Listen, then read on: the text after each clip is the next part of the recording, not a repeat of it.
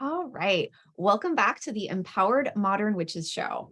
I'm here today with Laura, who is an intuitive life coach, shadow witch, yoga and meditation teacher, and women's circle leader focused on empowering women to find meaning and magic by nurturing their mind, body, and spirit. Laura is also a member of our Lunar Mysteries Collective, which is a really special community of spiritual business owners. So thank you so much for being here, Laura. Tell us a little bit about yourself. Well, thank you so much for having me today. I'm excited to be here. I guess you said a lot with my bio, but I think what I would like to add to that is just that, using witchcraft and finding that as part of a self-care practice really helped expand my work in yoga and learning how to help people with holistic health. And it's been a journey that I've been on really almost 20 years at this point, which started when I left the corporate world and really knew that it was time to find something that more aligned with my spirit. And it really took me through yoga to start that, but then to the path of really wanting to connect more spiritually with nature. Witchcraft just kind of fit in with that. And that's really how I begun my journey and started helping others to help, really connect themselves back to things. And, there's a lot of baggage that could come with the term witchcraft, but by that, I really just mean connecting with nature and realizing that your intention is everything and your word is everything. And if you put your intention and word behind your actions, then that in of itself creates magic. And that's really where I focus, helping others do that and with my own practices. I love that. I love that. All right. We're going to have a great conversation today about the seasons. But before we get into that, I like to start every episode by asking everyone this question, and I would love to hear what your answer is. So the question is, how do you think witchcraft can be a form of self-care and help you live your most magical life? Well, I think it almost ties back to what I said, because to me, witchcraft, using your intention, being very intentional about the way that you live your life, and being intentional about the connections you make, both with what would be considered mundane things during the day. And some, you can use it mindfulness project as one of those terms, really allows you to experience life to its fullest, because you're not running to the next thing. You're not losing the experience of being in the moment and actually living your life. And to me, practicing witchcraft or using your intentions to help you take care of yourself is just another way to really use those tools to help take care of yourself. And it could be anything from a ritual bath, which is such a wonderful way to self-care to practice, to actually being mindful when you're eating and noticing and honoring that this strawberry went through a whole process from the earth, and really being intentional about tasting it and honoring that. And I just think it all fits together so beautifully in making just a fuller life. And to me, magic in life is from being fully present in the moment and in life. Yeah, absolutely. I love that. And I love what you were saying about the mindfulness when we're eating or anytime we're like engaging with anything from the earth, and really acknowledging and being aware and present with that whole process, everything that we're part of, this whole cycle, this whole ecosystem of the earth, both kind of a spiritual ecosystem and literally the actual ecosystem, that we're part of that. And I think that ties in really well with a lot of the work you do with the seasons. Yes. And I think really that's where it kind of clicked with me in the very beginning, was just realizing that, the seasons and being really attuned to them helped me realize that, what I did for self-care during the summer doesn't work for me in the fall.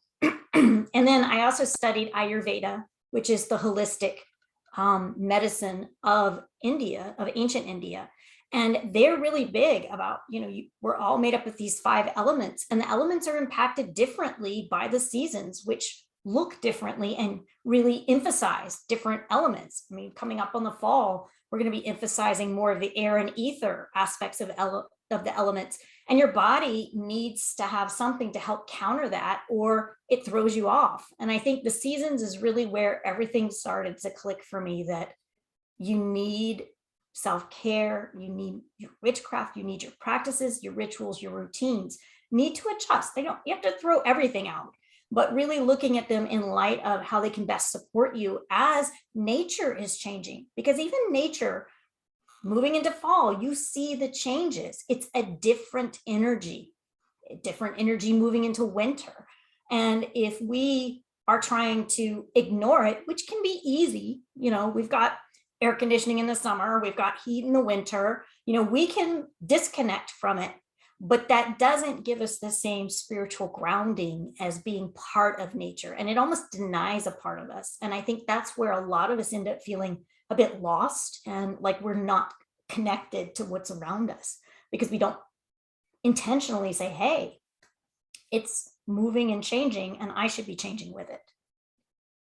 Yeah, I totally agree. Totally agree. I know we both do a lot with the seasons. And I think that's so true about the elements. Like, I think that's such a good way really to work with any system, any cycle, is to always bring it down to the elements, because they're such building blocks for everything that we are and everything around us. Can you talk a little bit more about how fall embodies the air and ether elements in Ayurveda? Yes.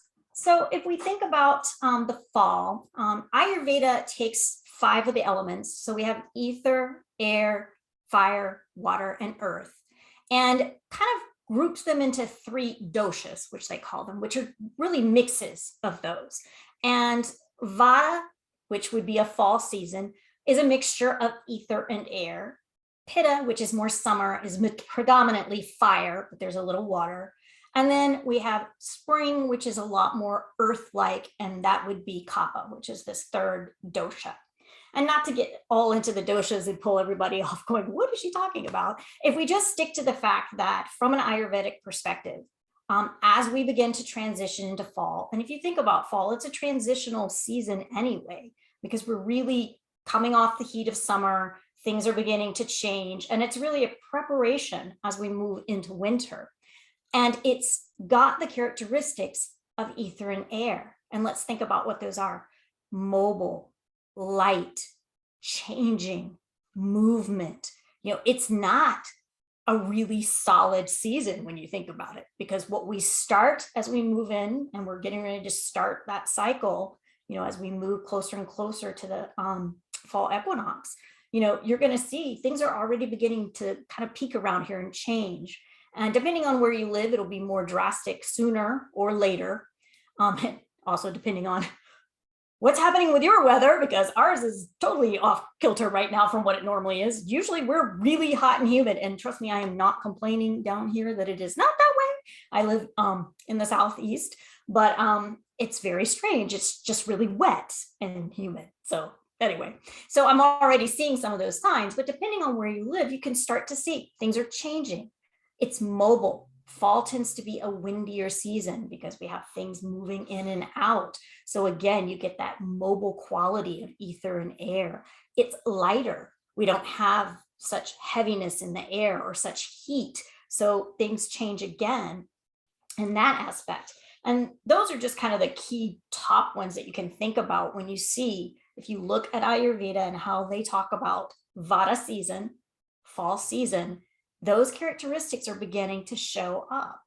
And if you even take looking at your skin, you'll notice that your skin goes through a session when you kind of get from summer to fall. During the summer, a lot of us may have more acne, for example, because there's so much more moisture and heat.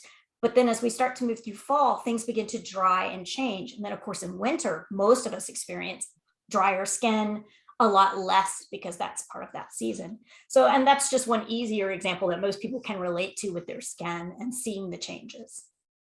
Yeah. Well, and I love that idea of like bringing it down to not only like an earth level, but a body level. That I think that's really powerful. So much of what we do when we work with the seasons and the moon and the planets and all these different cycles and systems is they're so far outside of ourselves, right? It's like this big cosmic thing that's like out there, up there, right? And we talk about like as above, so below, that what's happening in the sky, what's happening in the cosmos is also happening on Earth. But sometimes it can be hard to relate to that. Sometimes it can feel like it's really external. So I love that idea of really bringing it down to what's physically happening in my body that's shifting through the seasons. And that's one of the things I think I love about Ayurveda is because it takes, like you said, this, the cosmic elements that we're all made out of, but it also says those elements are at work within you, and how you eat and how you have your routines and rituals and practices affect that. And depending on what your constitution is in Ayurveda, you may have one that's more predominant. Someone who is Vata dominant, so just say they're more ether and air to begin with, are going to have a lot more to have to balance out as we move into a season that's going to feed it. I'm actually more of a Pitta, so I'm more fire based. So I have to do a lot more work in the summer season to kind of bring that heat down for me. And it's easier for me to what we call aggravate the fire element in me. And I need to like back off of that and kind of change my practices so that they better support me.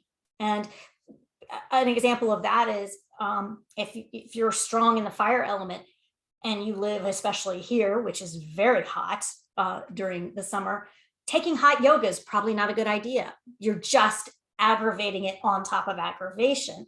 Whereas maybe during the summer months, it'd be a better idea to take more cooling yin restorative practices. And that's just the way it figures into even how you move your body. And, for me, doing a lot of heavy mental financial work for the mind during the summer is not really going to help because I'm already amped up. And that's a really hard task for me. For someone else, it might be easy. So for me, instead of focusing on a lot of hard accounting actions for my business during that time, it works better for me to focus on writing and those things that are more natural and calming to me. And I mean, it just is so interesting how you can take it into the mind, the body, and the spirit, and really look at how you can better change, better live in alignment, better live in alignment is a word that can get overused. So I think I almost want to say better live in concert with the seasonal changes that are going around with you, because it's like a big symphony. And if we can work together so that it's all more flowing, I think we feel a lot less resistance in our practices.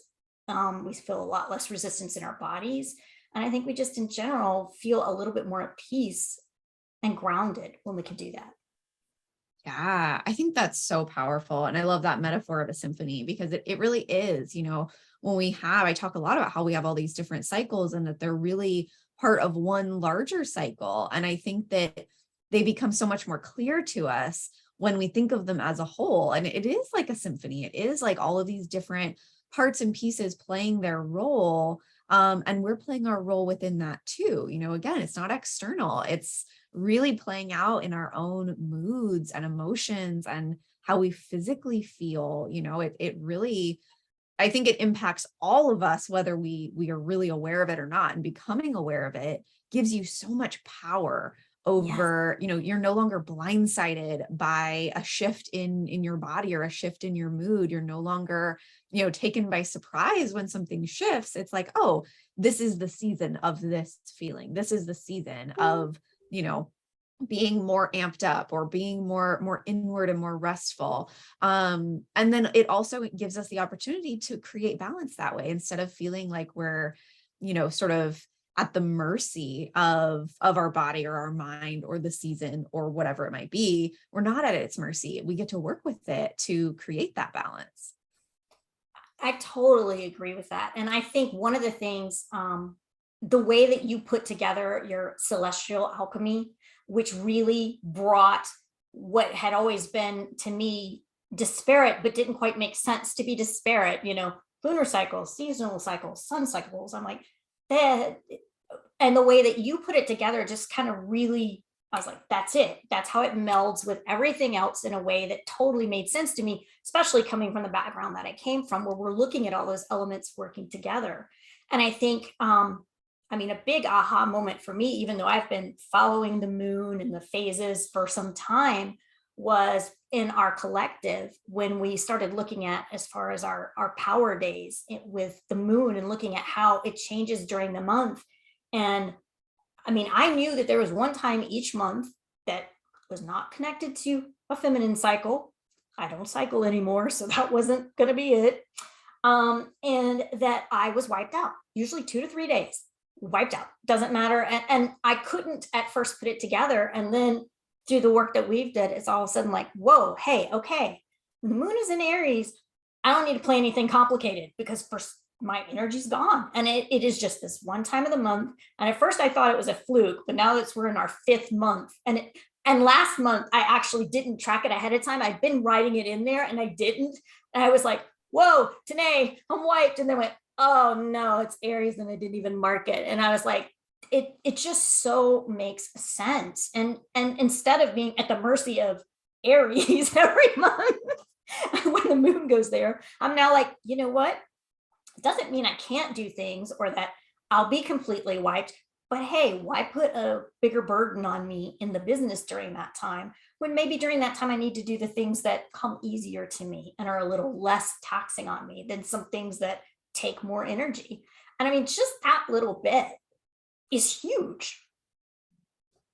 Yeah, completely. Yeah. Well, and I think that's such a good example in particular because, on paper, when the moon is in Aries, we're supposed to feel all fired up and energized and like ready to take on the world, right? But that's not necessarily true for all of us. It depends so much on your own chart and what's really going on there. Like for me, my moon is in Aries and it's also in the 8th house. And also on paper, when the moon is in your 8th house, you would expect to feel much lower energy, very shadowy, very underworld kind of energy. But that's where I live. That's a totally normal energy for me. So I feel great during that time.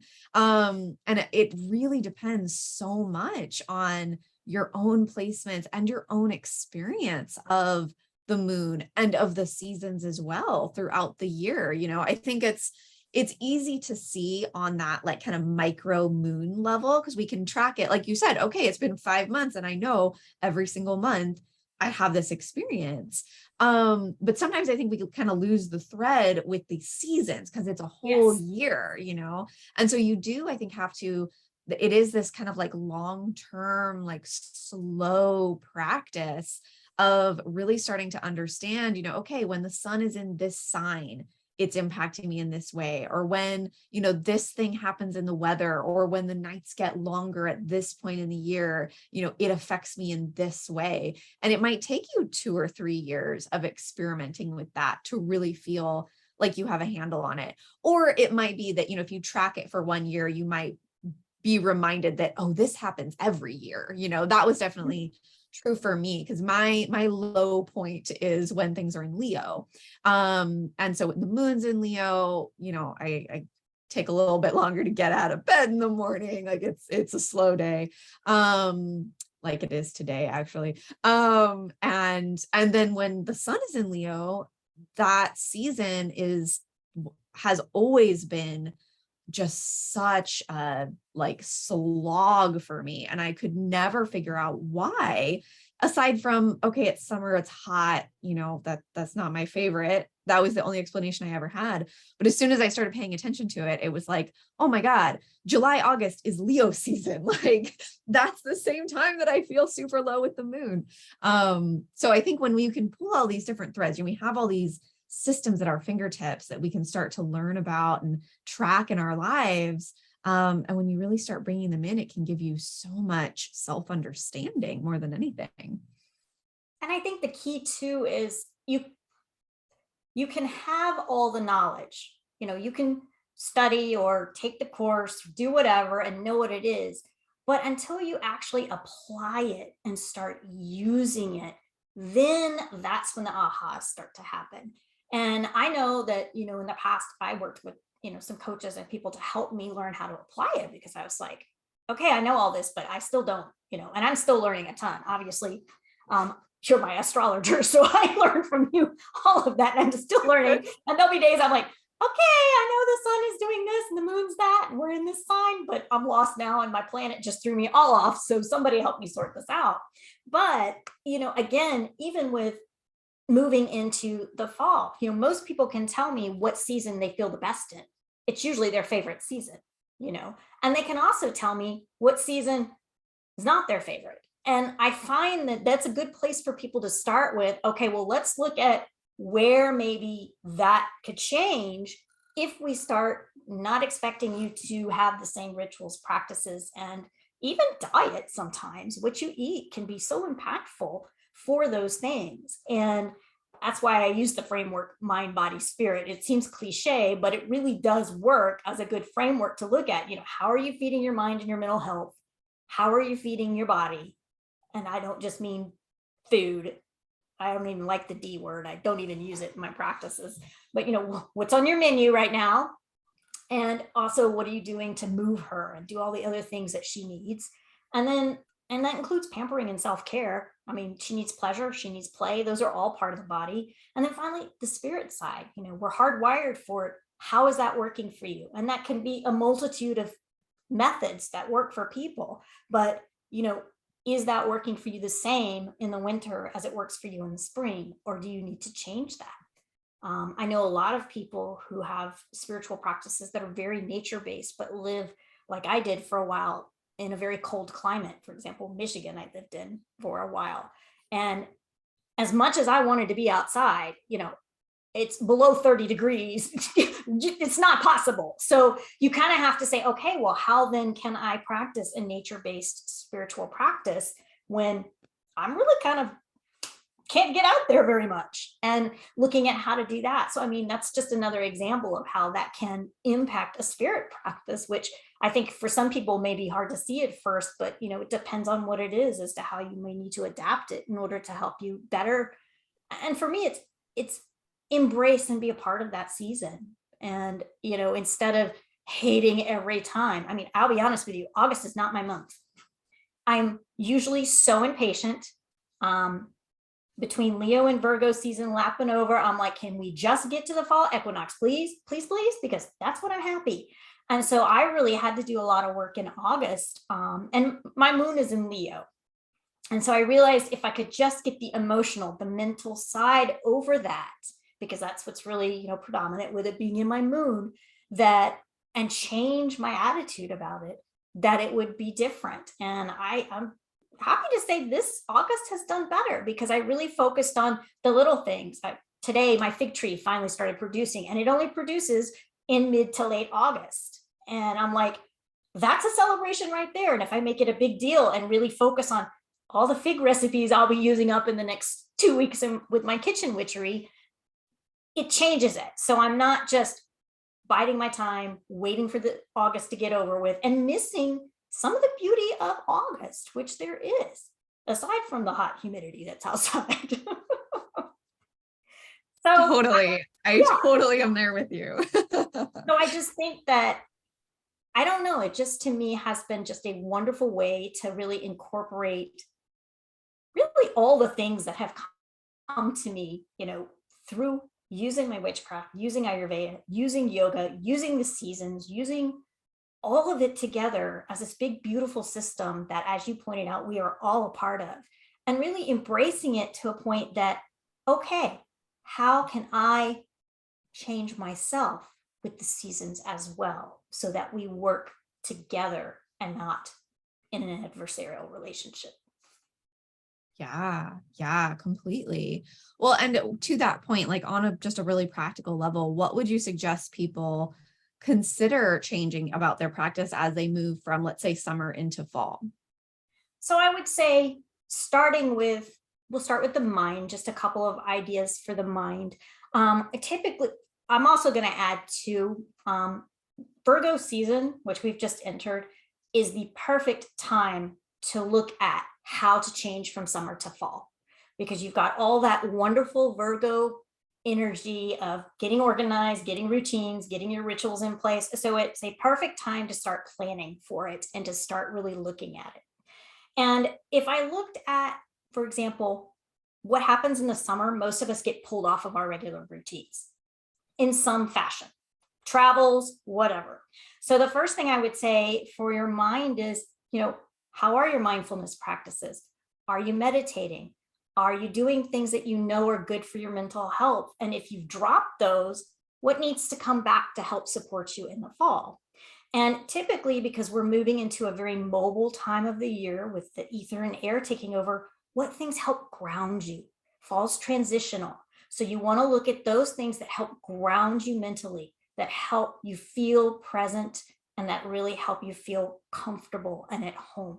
And, one of the things can be maybe getting organized again. A lot of times when we take a lot of trips or we get out of our habits in the summer, there may be certain sections of your house that have kind of taken the brunt of it. Even just cleaning one area or organizing one area is such a great mental grounding for you as we begin to enter fall season. If we look at the body, a lot of times in the summer, we eat a lot more raw foods because they're fresher. So salads and fresh vegetables. It's recommended usually that we start to move toward cooking them a bit, softening them a bit, taking a little bit of heat off of our digestive system to already kind of have them moving toward that. And you want to look at, again, moving a little bit toward warmer beverages and foods. A lot of us go to ice stuff. Ayurveda really frowns on icing anything because it douses the digestive fire. But, if you have been doing a lot of iced teas and whatever, it might be time to come back to warmer teas. Go ahead and start giving the warmth and the steadiness to your body that it needs as things start to move a lot in the season. And that could look like in your practices that, if you have been away from hot yoga, if that's one of your practices, then maybe it's time to start going back to that. Or if you're someone who is doing more really slow, relaxing yin practices, maybe it's time to go to a hatha yoga class, get things moving a bit more and help ground yourself a bit more. And I use yoga because I'm a yoga teacher, but you can imagine any practices that you do, just think about, and a lot of people I know that exercise here don't exercise outside much this time of year. So with fall coming back, just moving from, hey, I don't have to go to the gym, I can actually go ride my bike outside and not be miserable. That right there is a perfect change for fall that will help that. And then when we look at our spiritual practices, again, look at what's dropped off.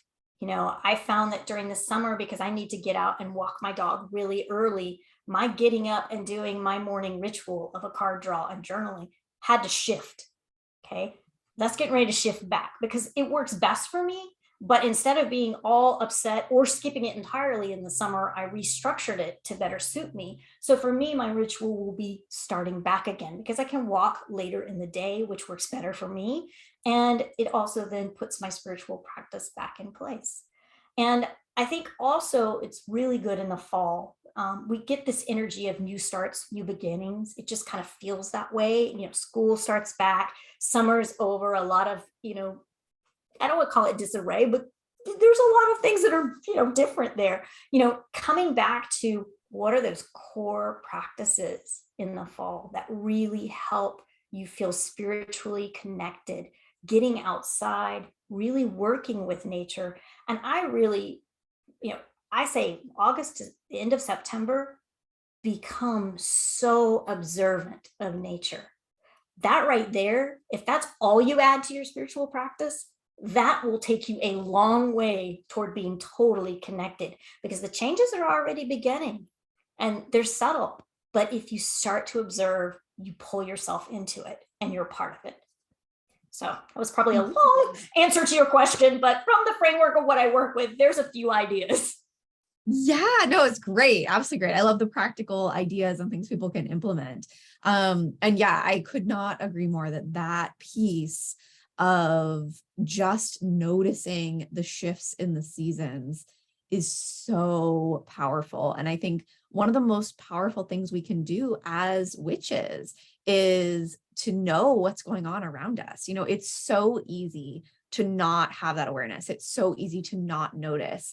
Maybe you finally notice like when all the trees have lost their leaves and you're like, oh, I guess it's fall. And it's really, really easy to just like have blinders on and not be paying attention to those things. And just being aware of them, just paying attention to them. My friends always laugh when I get in my car because I almost never have music on in my car. And when I do, it's music they think is weird, but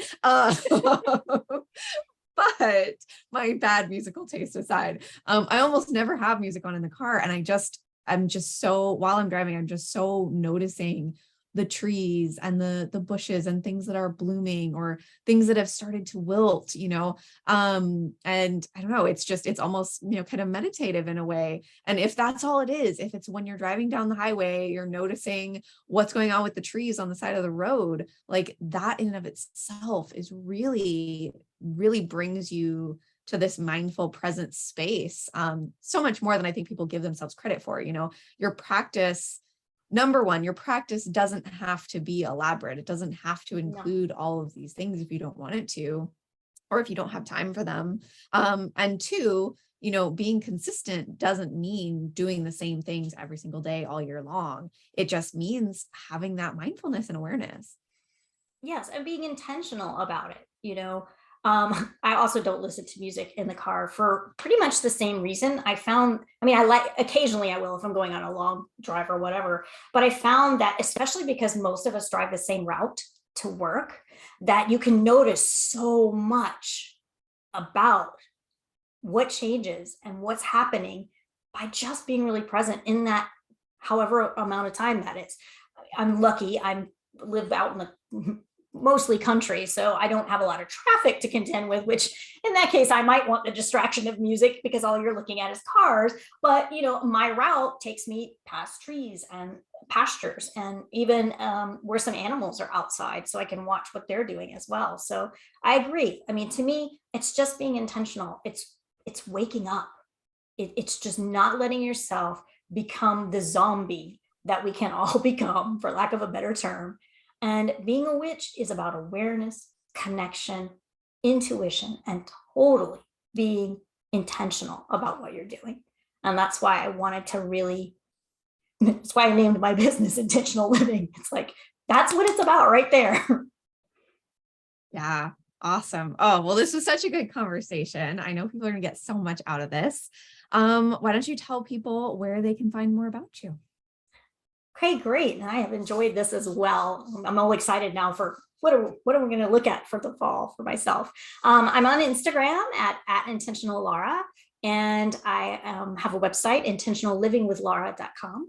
And if anyone's interested in trying some little practices, I have a private Facebook group called the Intentional Living Collective, which if they email me, we can get them into that, and they'll get some free embodiment practices and just some tips and things to help along the way. And of course, I'm always available to work one-on-one, which is one of my favorite ways to help people get their practices in place. Awesome. Fabulous. All right. Definitely go and check out Laura's website and Instagram and Facebook group. We'll link things up in the show notes as well. And thank you so much, Laura. This was so much fun. Thank you, Tanae. It was wonderful.